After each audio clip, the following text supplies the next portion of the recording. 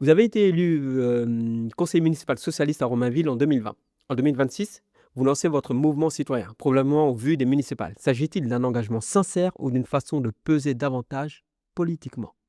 Merci de me donner l'occasion de pouvoir, répondre à cette question parce que, depuis que je ne suis plus élu socialiste, je ne me suis jamais exprimé sur cette question. En 2020, on s'engage sur une dynamique qui est composée de partis citoyens et d'acteurs, politiques, de Romainville. Avec d'autres, on prend part à cette dynamique. Après l'élection, on arrive au conseil municipal et je me dis que je suis jeune, novice, je n'y connais rien et qu'il me faut peut-être une structure pour m'accompagner, me permet de me former et d'avoir un cadre.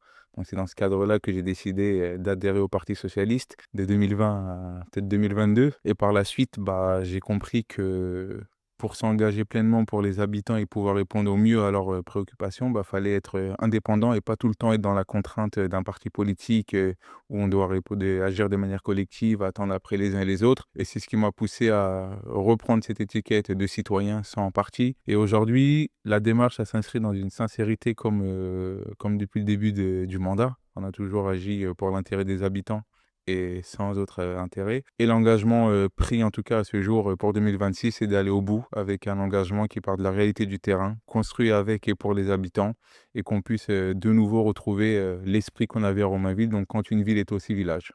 Parfait. C'est bien parce que c'est la première fois que vous vous exprimez à ce sujet, du coup. On est content que ce soit parmi nous.